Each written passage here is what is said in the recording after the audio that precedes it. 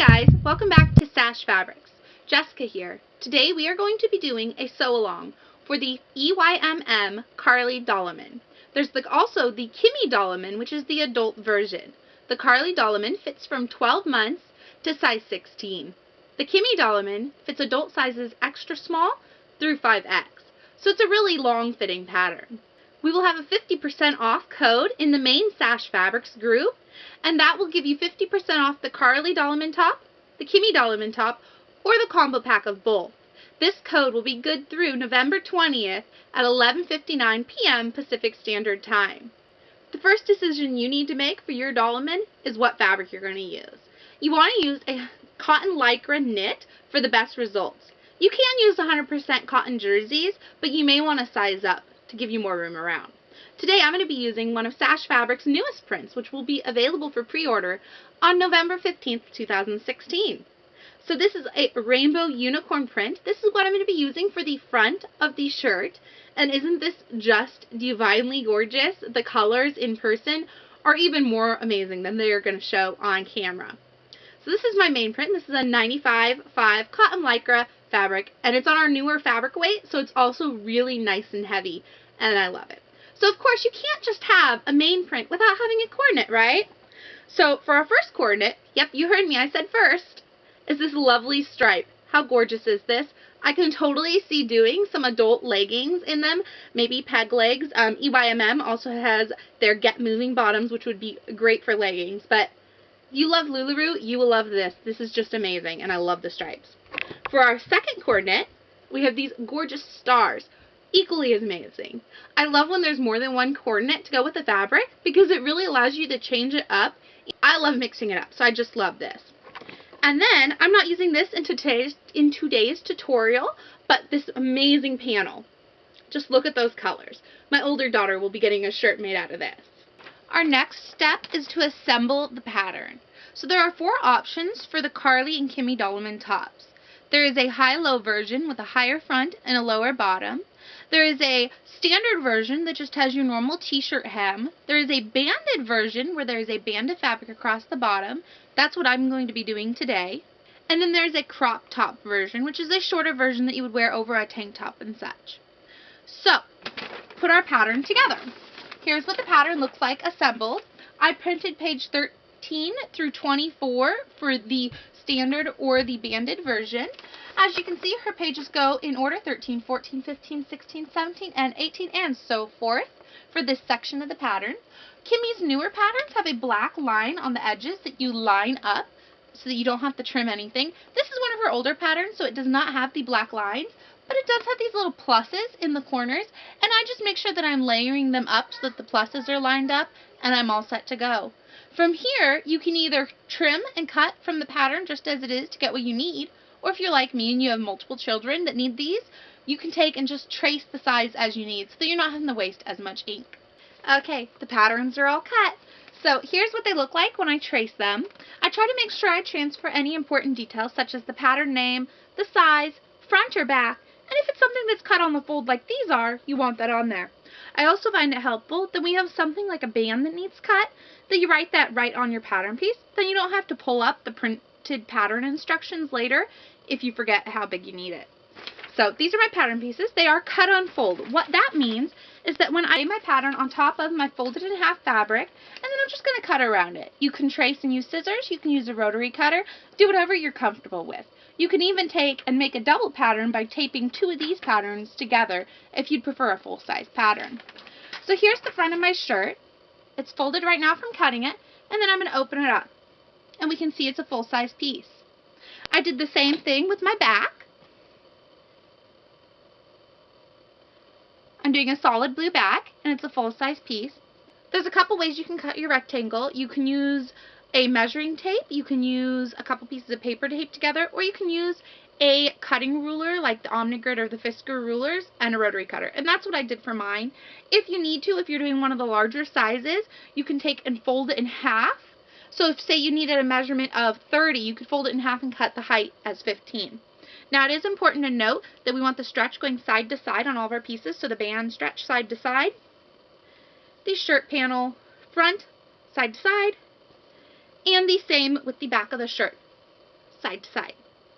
Now we are going to start assembling our shirt. So the first thing I am going to do is I'm going to sew the front and the back of the shirts together at the top of the sleeves.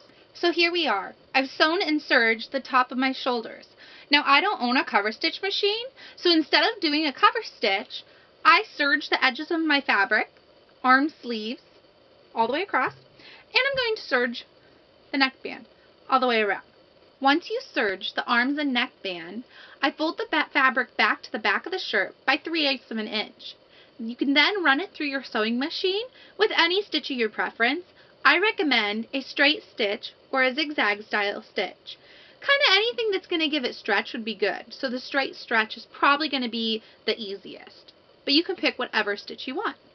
There you go. The hemming of the sleeves and the neck is now done. One of the most important things you're going to want to remember when you're hemming your neck is that right here on the edges, it tends to want to pull the fabric that you folded over kind of away and make it so that the hem's not as long there. The best tip I can give you is when you're working on either side of that edge, ease your fabric in. Don't overstretch it or you're going to end up with a very wavy neck. Now if you finished it, and like if you notice my back here, my blue, it's a little bit wavy, you can hit that with an iron, and as long as it's not super wavy, it'll shrink it down. But even if it ends up super wavy, a little bit of steam from the iron will still help. So for your next step, turn your shirt inside out. You're going to line up your sleeve from the sleeve to the bottom and sew. I like to start up here by the sleeve because it ensures the best chance at finishing up with an even hem. Okay guys, so now we've sewn and serged the sides of our shirts together. Let's turn this right side out. We're almost done. So at this point, if you wanted to just hem the bottom of the shirt, again, finishing it the same as we did the arms and the neck, serging it and rolling it under, or whatever other finish you find appropriate, you could just go ahead and do that. We're going to go ahead and add the band to our shirt. So here is my bottom band all sewn together. All I did was fold it right sides together and sew with a 1/4 inch seam allowance along the edge. At this point, you're going to take and open up your band, and you're going to fold your hem in towards each other. I like to make sure that I have my hem open so it has less bulk than if I had pushed it to one side. I'm going to be using 1.5 inch ballpoint pens, and I'm going to go ahead and take a pin and put it in that point. Now I'm going to fold the band in half, and with knits they tend to like to roll a little bit, so this takes a little bit of shimmying to get it right.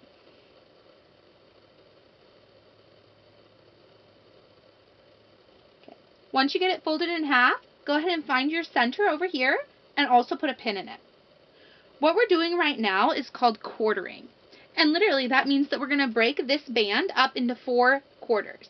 What this will enable us to do is to put the band on the bottom of the dolman without having to fight it as much.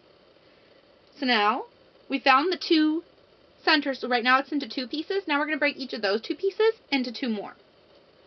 So I'm going to meet up those pins, find the middle, and put a pin in.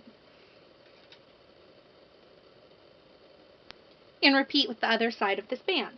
Now you're going to want to do the same thing with the bottom of your shirt. I've already pre-quartered this, so the sides of my shirt are one side, 2 side, and then I'm going to find the center for the 3rd and 4th point. Now it's up to you where you want this seam in the band to sit. I like to make the seam in the band sit in the middle back of the shirt. So working from the outside of the shirt, place your band over and around your shirt. So now you can see how the band is going around the shirt. Now all I have to do is take and move my pins to match up. So I'm going to do this for all 4 points on the shirt. So now I have successfully quartered the band on the shirt. Now you'll see it fits pretty well. Some of the sizes you may have to stretch a teeny bit more to keep them together or make them match up, and that's okay. Okay guys, there we go. So I sewed and serged it just like I did the rest of my seams. And I believe I forgot to mention that if you don't have a serger but you still want your seams to be covered like this, you can always do a wide zigzag or 3-step zigzag just to help hold your seams together. So now just flip your seam And I don't have a child present to put this on, so I'm going to go ahead and throw this on a hanger so you can see how it lays. There we go. This is a Carlie Dolman top. Wasn't that so easy? This is literally one of my favorite sews because they come together so fast. Did you like what you learned today? Want to learn more? Make sure to subscribe down below so that you get the notifications anytime we upload a new video. Are you a member of Sash Fabrics yet? Make sure to go into the description box down below and follow the link to Facebook, where you can follow us to find our great prints every time we put them up for pre-order or retail. Have a great day!